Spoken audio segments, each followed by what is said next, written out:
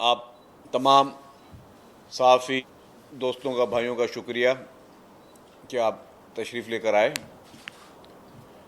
आज की इस प्रेस कॉन्फ्रेंस का जो मकसद है वो इस वक्त जो हमारे मुल्क में और ख़ुसूसन सूबे में ख़ुसूसी तौर पर इस वक्त जो फोकस होना चाहिए कि हमारी जो फूड पॉलिसी है उस पे हुकूमत जो है, तमाम सूबों की हुकूमत या वफाकी हुकूमतें जो हैं वो इस तरह के इक़दाम उठाएं जिससे कि उन इक़दामात के बाद फूड शॉर्टेज ना हो। और इसी को मद्देनज़र रखते हुए, क्योंकि जिस तरह लास्ट टाइम जो सूरत हाल थी, हुकूमत सिंध ने चेयरमैन पाकिस्तान पीपल्स पार्टी मोहतरम बिलावल भुट्टो जरदारी साहब के अहकामात पर गंदम के लिए, काश्तकारी के लिए किसानों को सपोर्ट करने का फ़ैसला किया। और किसानों को सपोर्ट करने का मकसद यही था कि किसान जो हैं वो ज़्यादा से ज़्यादा जो है वो गंदम की काश्तकारी करें ताकि उनको कहीं से हुकूमत की तरफ से ये इस तरह की सहूलत मिले कि जिससे वो गंदम की काश्तकारी को फ़रोग़ करें। और इस मद में आज से जो है वो सिंध भर में जो किसान हैं उनको जो है वो हुकूमत सिंध की जानिब से मदद फराम की जा रही है। फ़र्स्ट टारगेट हमारा ये है कि जी 4,19,000 किसानों को हुकूमत सिंध गंदम लगाने के लिए मदद फराम कर रही है, जिसमें पर एकड़ जो है वो 14,000 रुपये दिए जाएंगे कि वो पहले 14,000 रुपये उनको दिए जाएंगे ताकि वो अपनी जो है वो DAP ख़रीद करें। और जैसे ही वेरिफिकेशन हो जाएगी कि जी एक किसान ने DAP ख़रीद की है और उसके बाद उसने गंदम की काश्तकारी की है, उसमें 2 हफ्ते लगते हैं गंदम की काश्तकारी के लिए। जैसे ये पता चल जाएगा कि उसने गंदम की काश्तकारी की है, उसके बाद फिर उनको 8,000 रुपये दिए जाएंगे कि वो यूरिया की जो है वो ख़रीदारी करें और वो यूरिया उसमें इस्तेमाल करें। इसका मकसद सिर्फ ये था कि हम ज़्यादा से ज़्यादा अपने मुल्क को अपने पैरों पे खड़ा करें। इस बार भी गंदम जो है वो इंपोर्ट करनी पड़ रही है फेडरल गवर्नमेंट को, तो हम चाहते हैं कि जी हमारे अपने ही काश्तकारों को हम मदद दें, ना कि हम उन काश्तकारों को मदद करें जो किसी और मुल्क से ताल्लुक़ रखते हैं। तो हर कामयाब पॉलिसी का मकसद यही होता है। तो इसीलिए चेयरमैन बिलावल भुट्टो जरदारी साहब ने जो गुर्बत की लकीर के नीचे जो हमारे पास एक डेटा मौजूद है, उनका लास्ट ईयर ही सैलाबों के बाद एक बेनज़ीर हारी कार्ड बनाया था, जिसकी इस प्रोडक्ट का इफ्तिताह चेयरमैन बिलावल भुट्टो जरदारी साहब ने किया। उस हारी कार्ड के ज़रिए अब उन किसानों को 4 लाख जो है 4,19,000 किसानों को जो है वो ये दी जा रही है, जिनके ऑलरेडी हारी कार्ड बने हुए हैं वो लोग जो हैं ऑलरेडी इसमें आ गए हैं। बाकी जो वो लोग जिन्होंने नहीं बनाया वो अपने आप को रजिस्टर करा रहे हैं।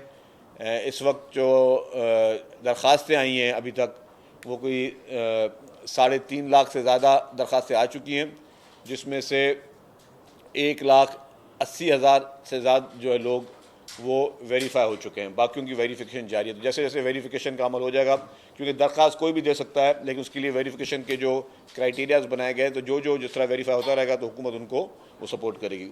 दूसरा इशू जो है वो हमारे पास ट्रैफिक चालान का जो है वो हुकूमत सिंध ने शुरू किया है, और उस पर कुछ सियासी पार्टियाँ जिनका हमेशा मकसद जो है वो कि जी ना काम करना ना करने देना है, जिनकी सियासत वैसे कुछ नहीं बचती, फिर आके वो है हर चीज़ पे तनकीद करते हैं। मैं आपको एक ऑनेस्टली बात बता रहा हूँ कि अगर आप कराची के शहरियों से पूछ के देख लें, मुझे ज़ाती तौर पर 2 बड़े बिजनेसमैनों ने फ़ोन किए हैं। मैं अभी नाम उनका नहीं लेना चाहता, लेकिन अगर ज़रूरत पड़ी तो वो उन्होंने इजाज़त दे दी तो मैं नाम भी उनका ले दूँगा, जिन्होंने जी बहुत हुकूमत की इस चीज़ में तारीफ़ की है। और उसको भी छोड़ दें, ये आप जितने सहाफ़ी बैठे हैं, मैं आप लोगों से सवाल पूछता हूँ कि आपको इस ट्रैफिक चालान जब हुकूमत ने ये इंक्रीज़ किए हैं, उसके बाद ट्रैफिक की रवानगी में सिग्नल्स पे आप लोगों को कोई बेहतरी नज़र आ रही है? नहीं नज़र आ रही है?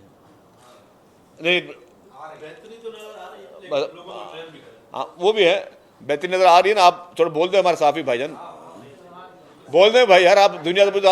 हाँ हाँ, अब ये सारे सारे सहाफ़ी जो है मुख्तलिफ टीवी चैनल अखबारों में बैठे हैं, तो मैं ये कहना चाह रहा हूँ कि हमेशा कड़वे डिसीजंस जो होते हैं, कड़वे डिसीजन होते हैं, थोड़े तकलीफ दे ज़रूर होते हैं, लेकिन उसमें हम इंसानी जानों, कीमती इंसानी जानों की को ज़्यादा से बचा सकते हैं। मेरी आज ये ख्वाहिश होगी कि हुकूमत जो है उसको 1 रुपये चालान भी ना मिले, मद भी ना मिले, 1 रुपया भी चालान की मद में ना मिले, हमारी ये ख्वाहिश होगी, ताकि लोग अपने ट्रैफिक कवानीन की इस तरह की पासदारी करें कि जी एक तो लोगों का टाइम बच सके। क्योंकि जब आप ट्रैफिक कवानीन की पासदारी नहीं करते हैं और टाइम का ज़ाया होता है, तो जब ट्रैफिक एक अपने फ्लो पे नहीं चल रही होती तो फिर लोगों को डिले होते हैं, एक्सीडेंट्स भी तब होते हैं, लोगों की कीमती जानें भी तब ज़ाया होती हैं। तो यही एक चीज़ है जो हुकूमत चाहती है। हुकूमत का कतन मकसद ये नहीं था कि जी हुकूमत ने कोई पैसा कमाने के लिए जो है वो ट्रैफिक चालान बढ़ाने दे। मैं तो आप एज ए हुकूमत का स्पोक्स पर्सन, एक तर्जमान के हैसियत से बता रहा हूँ, मुझे खुशी होगी, मेरी सिंध हुकूमत को खुशी होगी, मेरी पाकिस्तान पीपल्स पार्टी की सिंध हुकूमत को खुशी होगी कि 1 रुपया भी चालान की मद में ना आए, क्योंकि लोग जो हैं वो अपने ट्रैफिक फ्लो के साथ ड्राइविंग करें। और चीफ मिनिस्टर साहब ने भी ये कहा कि जी जो पहला हम जो है वो कोशिश करेंगे जी पहला चालान जो है उनको लोगों को वार्न किया जाए, उसके बाद हम उसकी रिकवरी करेंगे। तो अभी तक काफ़ी लोगों ने जो है वो 20,000 से ज़ायद एक हफ़्ता हुआ है चालान हुए, और उस 20,000 के ज़ायद में जो है वो जो चालान हुए हैं उसमें से काफ़ी लोग गए हैं अपने अपील के लिए, क्योंकि जो फर्स्ट पहला चालान हमने कहा था जी माफ़ और सेकंड पे होगा, काफ़ी लोगों ने अभी की भी है। अब इसमें मुख्तलिफ कैटेगरीज हैं। जो सबसे ख़तरनाक कैटेगरी में पढ़ूँ वो है, 2 ख़तरनाक होती हैं ट्रैफिक कवानीन में कैटेगरी। एक होती है जो रेड लाइट होती है उसको वायलेट करना, क्योंकि एक तरफ से ग्रीन सिग्नल चल रहा है, एक तरफ से रेड सिग्नल चल रहा है, तो जाहिर है वो कहीं ना कहीं उसका टकराव होना है, और टकराव से फिर क्या होता है वो किसी न किसी नुकसान होता है। दूसरी उससे ख़तरनाक चीज़ जो होती है वो होती है वन वे पे ड्राइव करना।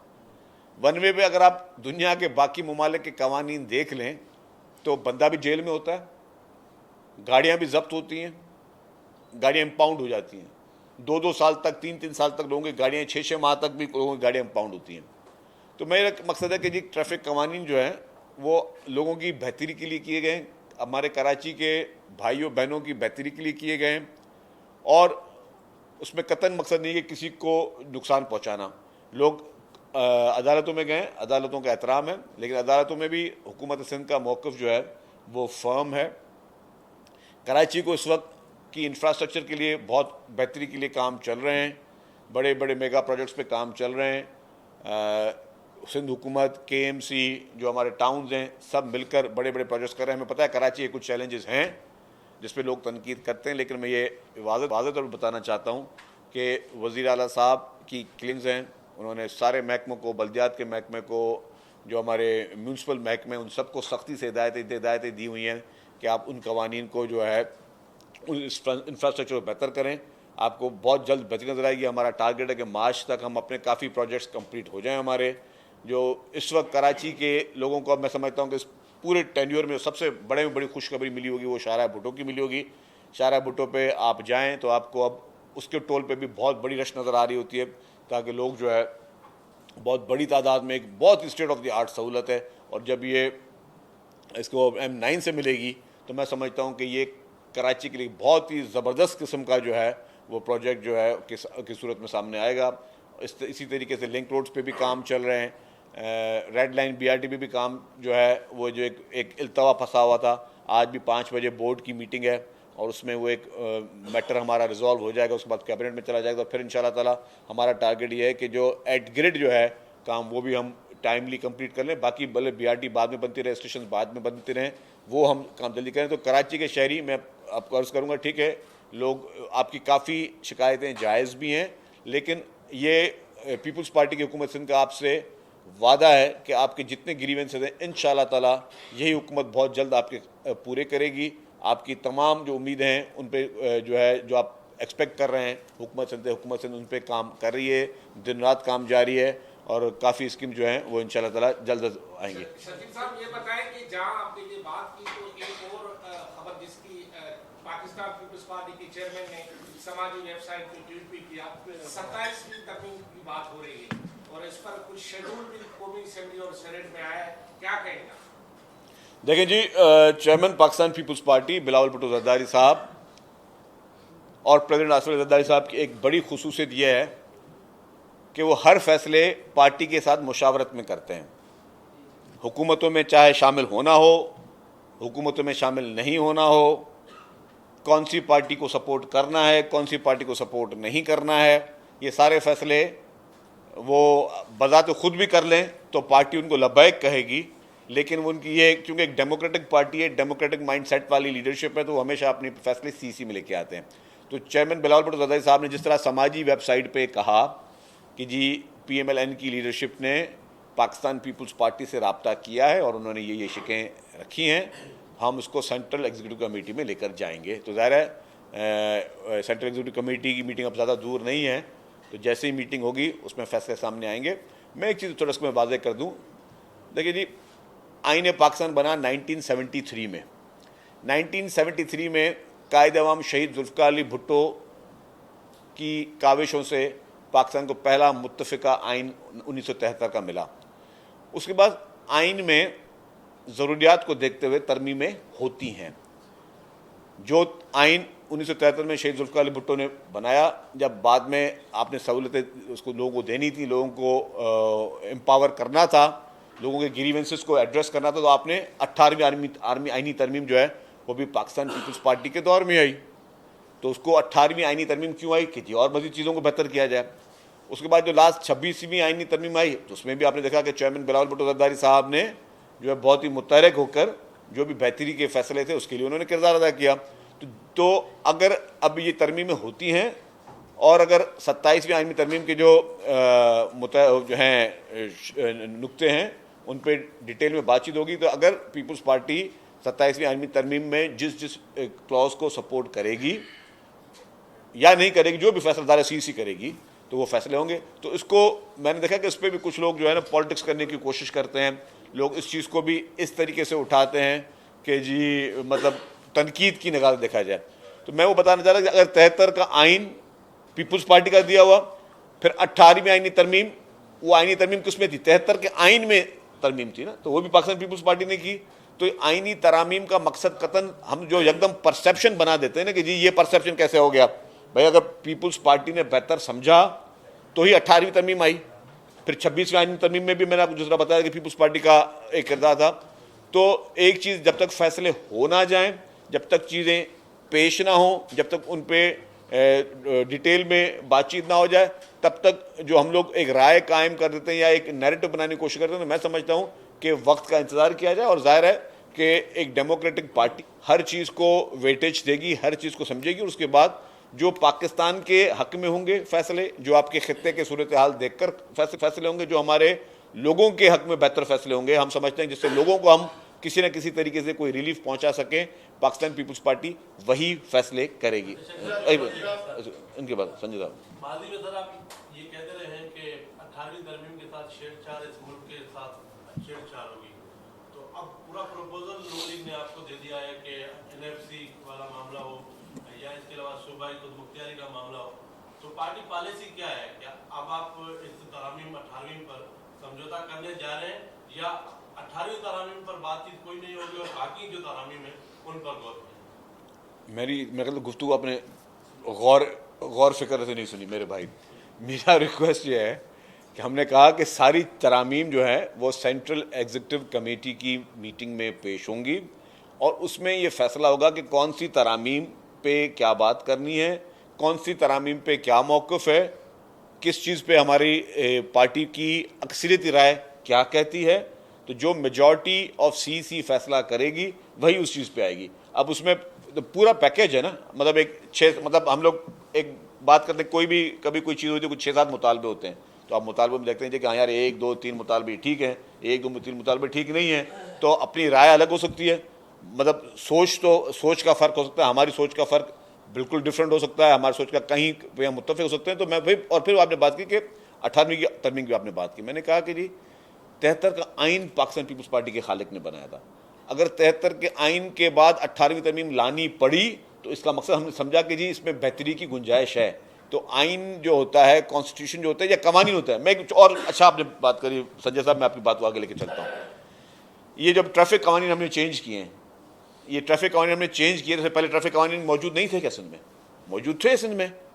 जब ट्रैफिक कवानीन सिंध में मौजूद थे, जब हमने देखा कि यार उस पर अभी तक मसला हल नहीं हो रहा, या 100-200 रुपये के चालान को की पेनल्टी को या पनिशमेंट को लोग इग्नोर कर रहे हैं, तो हमने उन चालान को बढ़ा किया, जिससे एक वाज़ेह फ़र्क आप सबने देखा।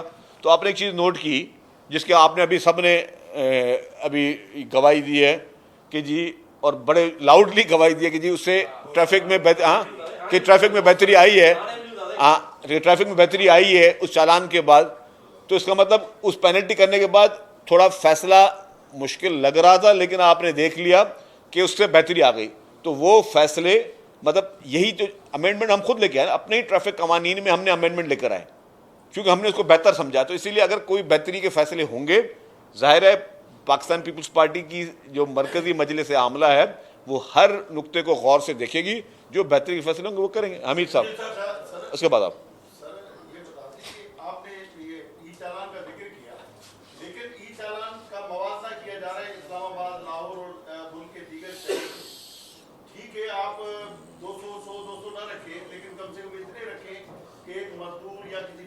काम करने वाला भी वो चालान अगर गलती हो जाए तो भर सके, तो इस हवाले से कोई नजरसानी का भी है कोई आपके पास ऑप्शन? देखिए, दो चीज़ें होती हैं। एक होता है आपने कहा गलती हो जाए, गलती को इंग्लिश में मैं क्या कहूँगा कि एक मिस्टेक हो गई, एक एक्सीडेंट किसी का हो जाए तो वो उस पर नहीं होती चीज़ें। लेकिन जो मैं आपको बस समझाने की कोशिश करूँ, हम चाह रहे क्या रहे हैं। आपने कहा कि जो कोई गरीब मिस्किन मजदूर आदमी, ये गरीब मिस्किन मजदूर की बात नहीं। हम कहते हैं कोई भी शख्स ट्रैफिक कवानीन की जो है 100% पासदारी करे, ट्रैफिक कवानीन की वायलेशन करे ही नहीं तो उसकी होगी नहीं, उसका चालान ही नहीं होगा। हम तो, मैंने कहा कि as a spokesperson of Sindh government मेरी ये दुआ है कि इंशाल्लाह ताला 1 रुपये का भी किसी को चालान ना हो, कि लोग सब अपने ट्रैफिक कवानीन की पासदारी करें, ना चालान होगा ना किसी को 1 रुपया भी भरना पड़ेगा। हम जो जल्द, आप खुद सेटिस्फाई थे इससे पहले जिस तरीके से यहाँ पे ट्रैफिक का निज़ाम चल रहा था? नहीं थे, हम भी सेटिस्फाई नहीं थे ना। हम लोग खुद चलाते थे कि भाई इसकी बेहतरी कैसे लेकर आएँ। आवाम को 10 दफ़ा बताया जाता है, अपीलें की जाती हैं कि भाई आप उस चीज़ की पासदारी करें। तो ये चीज़ थी। एक प्रेसिडेंट के बाद इस्लामाबाद में थे पिछले दिनों, मुलाकातें भी हुई आपकी जो सीनियर लीडरशिप थी पार्टी की। आप ये बताएं कि जो आज़ाद कश्मीर में एक मूव लेकर आ रही थी पीपल्स पार्टी तहरीक-ए-एतमाद, वो सारा मामला कहाँ चला गया? क्या वो 27वीं तरमीम के साथ नफी कर दिया गया जैसा कि बातें हो रही है, या कुछ होने जा रहा है आज़ाद कश्मीर में? देखिए जी, पाकिस्तान पीपल्स पार्टी ने एक मूव की है, मूव चल रही है, मूव अभी कोई ख़त्म नहीं हुई है। वक्त का तयन जो है डेफिनेटली अभी सीसी की मीटिंग होगी। सीसी की मीटिंग में ये एजेंडा टॉप प्रायोरिटी पे ज़रूर होगा कि किस डेट को नो कॉन्फिडेंस लेकर आना है। तो वो जाहिर है कि एक एजेंडा में अभी तक वो चीज़ मौजूद है, उसको कोई आप रूल आउट नहीं कर सकते। ये इनके बाद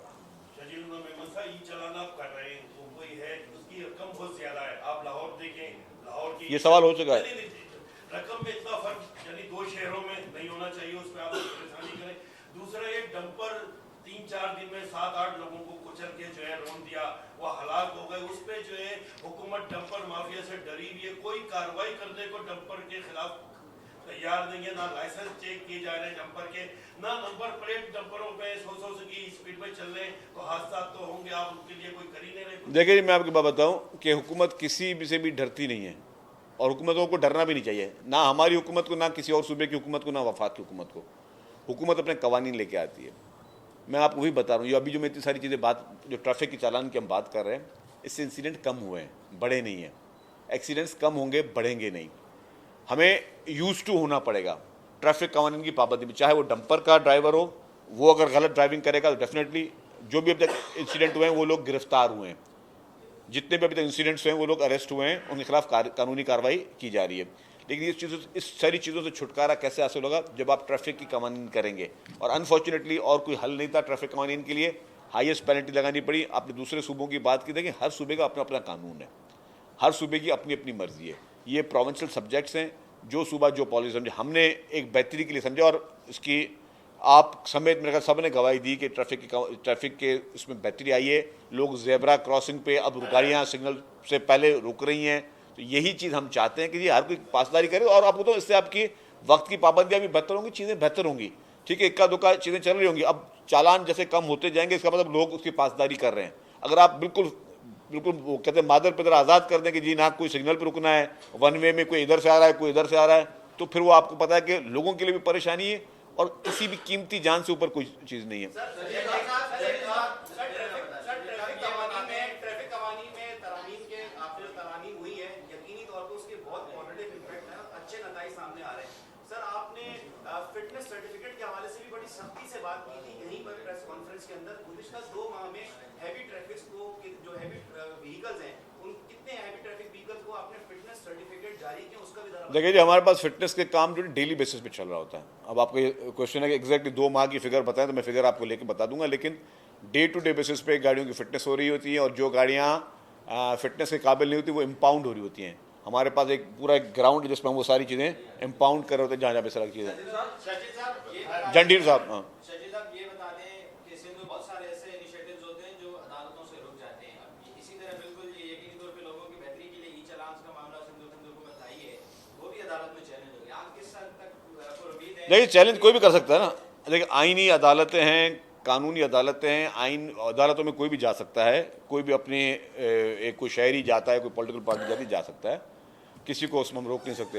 हम हुकूमत का मैं जवाब नहीं, हमारा अपना मौक़िफ़ एक है, हुकूमत अपने मौक़िफ़ पे फर्म है, हम अदालतों में उन चीज़ों में जवाब देंगे। लाशारी साहब, ये जो 27वीं तरमीम आ रही है वो रूलिंग ला रही है वफाक में वो है, और पंजाब में तो इसकी कोई मुखालफत नहीं हुई, लेकिन सिंध में बहुत बड़ी मुखालफत हो रही है। ये जो हमारे नेशनलिस्ट हैं वो मुखालफत कर रहे हैं, वो खुला बरादरी करे, तो पीपल्स पार्टी को कैसे जो है वो करेगी इसका सामना? देखिए, 2 चीज़ें मैंने कहा ना, एक तो अभी पीपल्स पार्टी ने फैसला अभी किया नहीं कि किस तरीके से पाकिस्तान पीपल्स पार्टी जो है किसी चीज़ पे फैसला करेगी।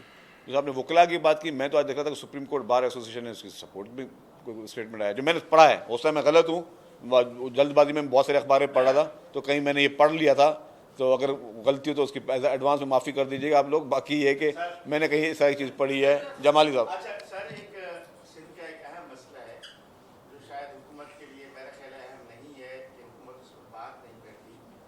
सिंध में पढ़े लिखे नौजवानों को CTD जैसा इदारा अस्पतालों से उनके घरों से उठाकर गायब कर देती है, फिर जब उनको अदालतों में पेश किया जाता है अदालतें उनको रिहा करती हैं, उसके बावजूद CTD अदालतों से उनको मिसिंग पर्सन कर देती है। ये सिंध हुकूमत के खिलाफ या तो कोई साजिश है या तो सिंध हुकूमत इसको समझ नहीं रही है। बलूचिस्तान जैसे हालात सिंध में पैदा किए जा रहे हैं जो आपकी हुकूमत के लिए बहुत खतरनाक है, इस पर क्या जवाब है आपका? देखिए जी, मैं आपको बताऊं कि अगर कहीं पे भी पुलिस या कोई भी ज्यादती करेगा तो हुकूमत उस पर सीरियस एक्शन लेगी। आपने जिस वाक़या की बात की है उस वाक़े पे भी अगर मैं था नहीं 2-3 दिन यहाँ पे, मैं इस्लामाबाद था, मैं सुबह को आज पहुँचा हूँ, लेकिन मैं चीफ मिनिस्टर साहब से बात करूँगा कि अगर कोई इस तरह की चीज़ है तो उसकी इंडिपेंडेंट एंड इम्पार्शल इंक्वायरी हो। कोई भी गुनहगार बचना नहीं चाहिए, कोई भी बेगुनाह जो है वो कभी भी उसको गिरफ्तार नहीं होना चाहिए। कल आपके CEC का इजलास है, वफाकी हुकूमत सूबाई वफाकी वज़ीर ने कहा था कि उन्हें अभी ड्राफ्ट का पता नहीं है, तो क्या वफाकी हुकूमत ने आपसे ड्राफ्ट शेयर किया है जिस पे आप कल गौर करेंगे? आपने अगर chairman Pakistan peoples party Bilawal Bhutto Zardari साहब का ट्वीट पढ़ा हो तो उसमें वो सारी शिकें जो हैं उन्होंने लिखी हैं। अब जो ड्राफ्ट की बात करें, ड्राफ्ट में होती है लैंग्वेज, ठीक है ना, तो कौन से लीगल लैंग्वेज यूज़ होती है। जो मेन आप इशूज़ जब डिस्कस कर रहे होते हैं बड़े बड़े फोरम्स पे, फिर आप ये ड्राफ्टिंग पे नहीं जा रहे होते, आप इशूज़ पे बात कर रहे होते हैं कि इस पर हमारा क्या मौक़िफ़ है, उस इशू पे हमारा क्या मौक़िफ़ है।